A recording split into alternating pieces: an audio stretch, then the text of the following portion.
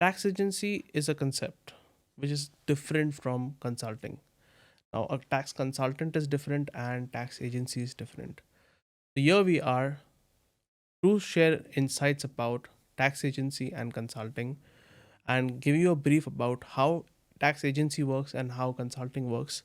So here today I have Rishi with me, and since this topic is quite in the market and there has been a lot of changes over here, so we would like to share details about this. Welcome everyone to our podcast series on everything tax by Andersen, wherein we will share a lot of details about tax agency today. Rishi, Yes, tax agency is a responsibility.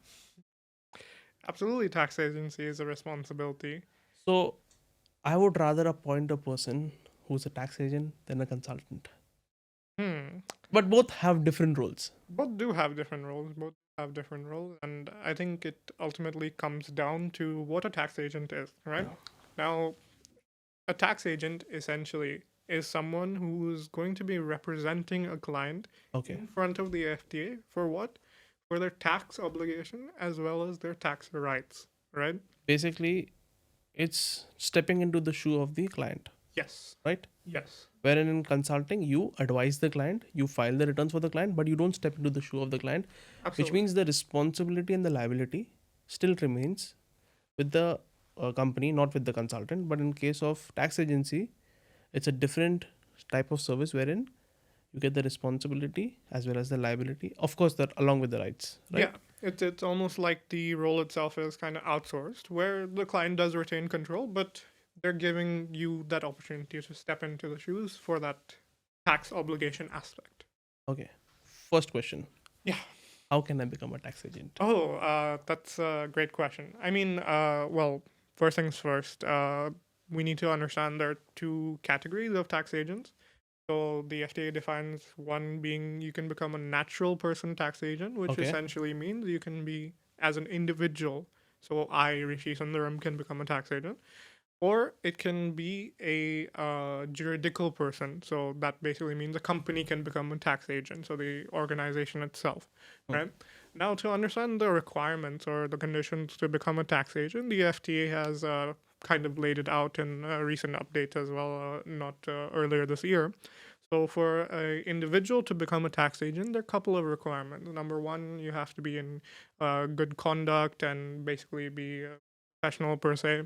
Number two, you should never be, convicted for a crime. So, Of I course, think that I will, would never hire a tax agent who's. of course, I think that's a self-explanatory one.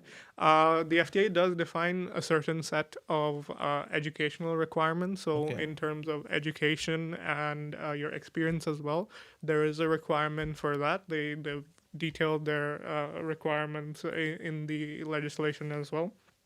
So you do have to meet a minimum criteria of education and or experience to fulfill that. Okay. You will need to provide also professional indemnity insurance as well to qualify for it.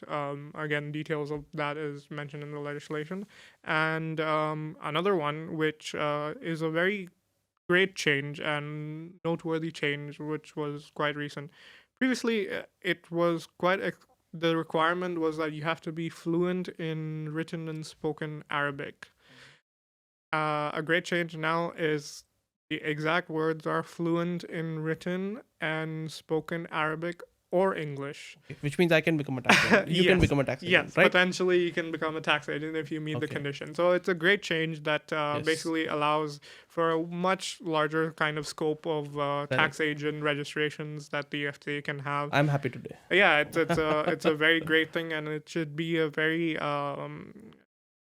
honorable thing to become a tax Of agent. course. And I think one aspect of it comes down to what I mentioned, that along with the tax obligations that you're representing of the client, you're representing the tax rights, right? Yeah. And when you're thinking of tax rights as a whole, that comes with a lot of responsibility. Of course. And a tax agent should be seen in line, and what the FDA says, as a professional. Of So course. if you were to equate it, a professional is someone like a chartered accountant, like a doctor. You need to they define a code of ethics that you Of need to course, abide by, integrity, integrity, professional ethics. ethics, Of course, things like that.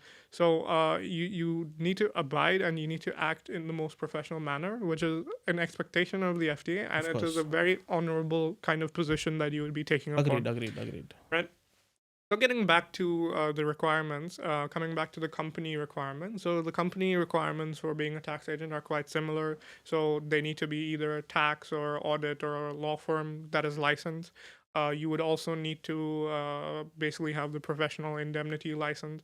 And one of the main criteria for companies is you need to have either one director or partner Okay, that would meet the conditions of the individual okay. So requirements. one natural person has to be for a company as well. Exactly. So Okay, the natural person requirements has to be met by one person in your company okay. for you to qualify. So like And today, if I'm going to represent my company, so if even if I'm not the tax agent, my tax agent can be my partner or director. I can still represent, right? yeah, Before the so, FTA. so representation can be done under a tax agent company.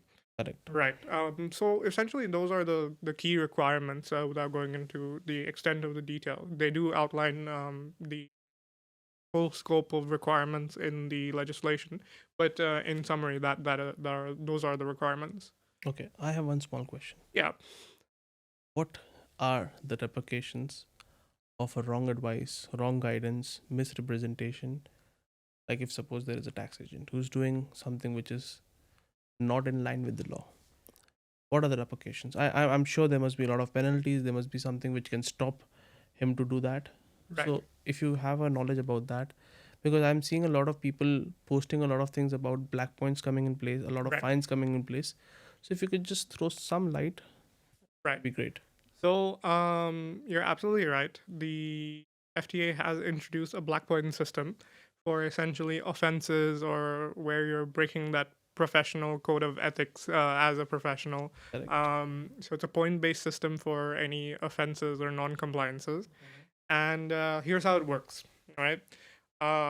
If you're an individual, Uh-huh. a natural person tax agent who's not affiliated with any other tax agent company, then the black points come to you Personally. personally. Okay. If you're a natural person tax agent, an individual who's under a company who's also a tax agent, Uh-huh. the black points come to both the company and the individual. Okay. That's even bad, I guess.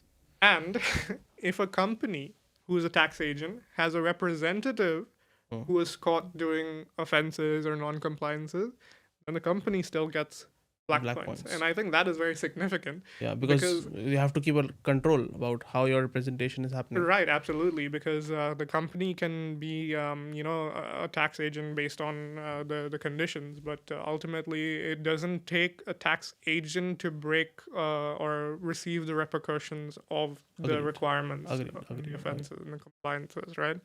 And coming back to Black Point, so the kind of offense system is structured in such a way where level one is kind of you'll have the black points assigned to you, so you'll accumulate them, whether it's the individual or the company. Then, upon a certain threshold, level two would be issuing a first warning by the FDA. Okay. Level three, again with another threshold, will be a second warning, and ultimately level four, after that threshold is reached, you would be removed from the tax agent registered, Deregistered. deregistered Oh, completely. okay. And all your basically clients that you are representing would be informed. But I think more or less it's almost along the lines of blacklisting you, right? Yeah, but that is something which, of course, if the FTA deems, because again, the tax agency is made in line with the integrity, wherein they want to prevent the tax system in such a manner that Yeah, everything is compliant and the entire system is going in the right direction, because they have a set of mind. they They need have they have they to. have made the law in such a manner that they want to achieve this objective. If the objective is not being met, of course, there would be some Yeah. You, repercussions. you have to control the integrity of the system, right? Yes, And it's of course. nothing wrong to do so as well. So yeah, black points accumulation is something that is well defined. And what's further interesting to note is the FDA has published an extensive list, a table Hmm? of the offenses Okay. and the respective points that doing that offense would accumulate onto you. And it was really interesting to see. You have obviously things like illegal activity, which are quite obvious. You Mm-hmm. have things like if you're doing very aggressive tax planning that's compromising the integrity of the system again. Okay. You have things like representation of false information, whether you as a tax agent in your application or from the client side as well. And my favorite one, which is that you can get black points even if you're giving wrong advice to a client Of course. as a tax agent, right? And I think that becomes very important because it puts the um, responsibility or the kind of onus and pressure on consultants and tax agents alike Yeah. to ensure whatever advisory that they're basing it off, they're on top of their game in terms of Of course. legislation, practical aspects, and other things because now there are repercussions. I think There's a I, far-reaching impact, basically. I mentioned this in previous episodes as well, but the excuse that the law and the regime is nascent is no Not, more. of Yeah. course. It's So gone those days. yeah, gone are those days. So it's not an excuse anymore, and basically you have to be well equipped with Correct. guidance and the legislation published by the FDA on a day-to-day basis. Perfect. Yep. Thank you, Rishi, for your time. I think this was quite insightful. Thank you. All my viewers, please stay tuned. Please subscribe to our social media channel. And of course, we have again started the Spotify, wherein we are keeping our podcast in the Spotify. You can use that and view our podcast. Thank you. Thank you.